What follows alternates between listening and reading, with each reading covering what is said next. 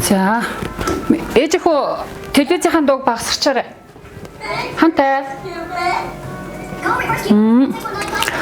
За интернет орчинд миний гэр аюулгүй орчин гэсэн нэг аян яваад байгаа юм байна. Тэгээд ягаад чинь манайх 3 хүүхэдтэй бага насны 0-оос 3-аас 12 насны 3 хүүхэдтэй юм байна. Тэгээд одоо бага насны хүүхдүүдтэй айл болгон одоо хүүхдтэй аюулгүй орчныг бүрдүүлж явах хэрэгтэй гэсэн бас миний бодол байдаг учраас бид нар чи өөртөө залуу эцэг эхчүүд бас нэг санамсаргүй байдлаас хүүхдүүдтэй одоо хичнээн бүрдүүлэх гэж хичээж байгаа ч гэсэн санамсаргүй байдлаас бас нэг хүүхдүүдтэй тийм аюултай одоо эрсдэлтэй тийм одоо амьдралд тийм зүйлүүд гарч ирээд идэгин. Тэгээд тиймэрхүү байдлаас бас урдчсан сэргийлэхэд бусад бидний үеийн залуучуудтай бас үлгэр дуурайл болох хэрэгтэй гэдэг үднээс энэ аянд нэгтгэхэр шийдлээ. Тэгээд энэ дээр галт тогооны өрөө гэдгсэн байна. Одоо бол би яг өрөө гэрээ эцэгтэй гэрийн галт тогоонд байж байна.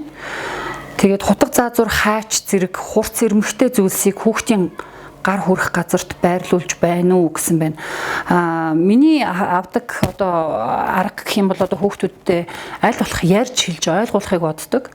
Тэгээд болж игэл хүүхдээр одоо нөгөө нэг хайч ч юм уу хутга аваад тэр одоо алим арилгаач гэдэг юм одоо нэг тиймэрхүү одоо жишээлбэл манай дүү эртэд надад тэгж анзаарчихсан л одоо алим арилгах гад хүүхдэрээ хутга аваад иргээ. Тэг ягаад чи манай ээж аавууд тэгж ярьдаг байсан л да. Эртээ зүйлийг хязгаарч битээ одоо нөгөө нэг дандаа ингэж газар руу ирийн харуулж явжээ гэж бид нарт багаас маань ингэж ярьжсэн маань айгүйх санагдаад би хүүхдэр битээ хутга ирмэгтэй зүйл хурц одоо тийм хаач maaч гэсэн зүйл ахуулжээ гэд бас дүүдээ зөвлөжсэн. Тэгээ цэвэрлэгээний бодис угс ус зэрэг хүчтэй бодисуудыг цоочтой савнд хадгалж байна уу гэж байна. Энийг бол яг одоо бааны өрөө ч юм уу нойлын өрөөнд тавьдаг зориултын тийм одоо шкаф шүүгээтэй л дээ. Тэгээд хүүхдүүднийх тийм цэвэрлэгээний бодисд бол манай хүүхдүүд бол нэг хайхтар ойртод ах тийм шаардлага байхгүй. Ер нь нэг тийм ойртод байдаггүй болохоор тэрэнд бол нэг хайхтар анхаарал хандуулаагүй юм шиг байна. Гэхдээ ер нь бол бас дээр газар ч юм уу хүүхд хүрэхгүй газар тиймэрхүү газар байрлуулах хэрэгтэй юм шиг санагдаж байгаа. Халуун тогоотой хоол цай буцсан усыг хүүхдийн гар хүрэхгүй газарт байрлуулж байна уу? За яг энэ бол яг миний хоол хийдэг орчин байгаа. Яг энэ маань байнгын ерөөсө плет гэдэг дандаа тийм нэг child lockтэй ч юм одоо нэг юм цооч одоо түгжээтэй тийм юун дээр нь сануулж тавьдаг. Хэрвээ ямар нэгэн байдлаар хүүхд хүрэх юм бол мэдээж одоо халууныг тооцохгүйгээр тэд нар чи хүрэн шүү дээ. Тэгээд тэг яг хоол хийж байгаа нөхцөлд ерөөсө энэ плетхний ойр орчимд байх ёсгүй тос үсрэн халуун ууранд түлэгдэнэ гэсэн нэг тиймэрхүү байдлыг аль болох ярьж ойлгуулахыг маш их хичээдэг.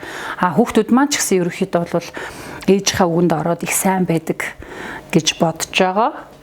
За тэгээд эмийн сан дээр би яагаад энэ аянд одоо нэгдэх болсон гол шалтгаан маань энэ жил одоо яг эмэн дээр бит хоёр одоо манай хамгийн бага хүү маань 3 настай. Тэгээд ерөнхийдөө бол би эмээ энэ шкафнда уул нь бол хүүхд хүрэхгүй гэж бодож энэ дээр байрлуулсан байгаа юм. Тэгээд энд нь бол яг миний өөрийн одоо нэг дуучны одоо хоолойтой холбоотой эмнүүдээ ингээд байрлуулсан. Одоо янз бүрийн одоо амин дэмүүдийг байрлуулсан. Яг хүүхдүүдийн маань эмнүүд бол энд одоо яг нэг өвчнөрөөч гэдэг юм одоо нэг төрөл төрлөөрөө одоо нэг толгойн эмч гэдэг юм уу гидснийх ч гэдэг юм ойр зургийн амин дэмүүд ч гэдэг юм одоо ингээд англиад ингээд өнгөнгийн саунд ингээд хийгээд байрлуулсан байдгийн. Тэгээ энд бол арай өндөр болохоор би ер нь бол би хүүхдүүдийг хөрөхгүй гэдэг байдлаар байрлуулсан. Гэвч энэ жил яасан гэхээр одоо нөхөр маань нэг юм тайвшруулах юм ч юм уу нэг тиймэрхүү юм уугаад яг энэ хоолны энэ дээр одоо тавьсан байсныг баг хүү маань авч уугаад тэгээд ууцсан энэ одоо мэдсэн учраас одоо эмэн одоо тоош ирэхээр нь нөгөө нөхөр маань одоо хин уучив алга болцсон байна гэдэг байдлаас болоод ингээд шалгаад үзсэн чинь одоо 3 настай хүн маань аваад уудсан байсан. Тэгээд 3 ширхэг тайвшруулах юм уусан учраас одоо яаралтай их нэлгсийн төвд хандаж хотоодыг угаалгах тийм одоо маш тийм эвгүй юмыг одоо ээж хүний хувьд нүдэрээ харсан.